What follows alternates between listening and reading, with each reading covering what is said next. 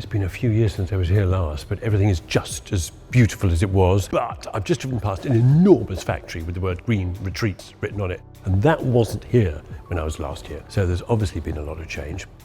Got to find Roy. I mean, it's been a while since we met, but I'm just thinking since then we've had COVID, we've had lots of changes. Yeah. What's the business been doing? What's new?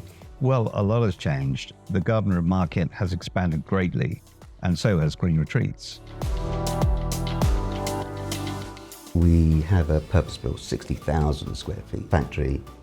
Of course, as you grow, the overhead grows. Always we're conscious that we must offer a quality product at a good price to the customer. So the only way to do that is drive material costs down, to get efficiencies in the way we build it, hence the new factory has given us huge efficiencies. One of the ways I can explain that is in the factory now we have a high degree of automation. So we have saws that will automatically cut product to exactly millimetre perfect sizes. It's actually transported around the factory in a little train. It takes the work to the workplace. It means people don't have to move around so much. There's not so much risk of injury, health and safety. We have the luxury to say, okay, this is how much space we want, this is where we want it, and this is how we would like it designed. And we've agreed that it should be built sustainable. We've also invested in different types of forklift that enable us to stack material at a much higher level. We're so much more efficient the way we can handle the waste and the way we can contain it and sort it. It's night and day. Training, we have a bespoke training area, so we can take the time to train people properly in a good environment that they feel comfortable in. How do you protect the product in transit and as they leave the factory? Now we have a special loading area, so all the trucks can come in no matter what the weather is. They're loaded and then it's all protected.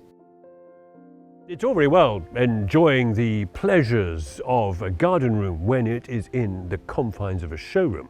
But how do they behave when they're let out into the wild? I mean, what are they like in somebody's garden?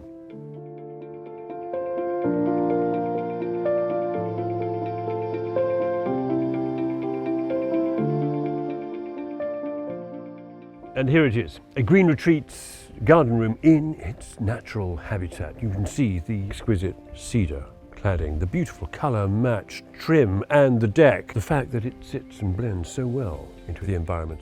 Of course, seeing a building being constructed in a factory is all about process and quality and craftsmanship.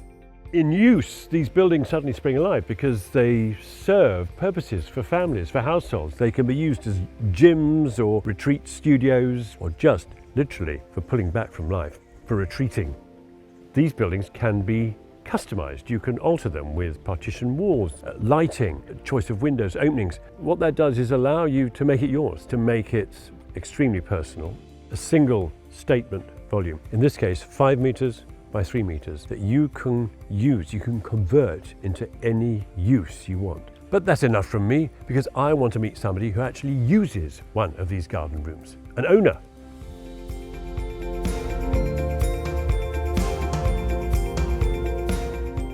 This is a lovely, lovely space. It's very serene. So I wanted a space that was my space, but actually outside the house. So it felt that you're actually moving somewhere. Up until recently, it was a gym. It was a gym. After COVID, for an obvious reason, we decided to move into an office. I work from home. You're away from home, yet you're across the courtyard. How often are you in it? Every day. Every day? Absolutely. Is it the mystery of them, the unusual design? Is it the fact that they are domestic but not? What makes them work, do you think? It's the versatility of the space, number one. Mentally, there's a division between my work and my normal life, and I love that. At Green Retreats, what Roy has done is bring disciplines and processes, whole integrated package, from the showroom to the delivery, the control of wiring and glazing. And behind that, yet again, lies an absolute passion for sustainability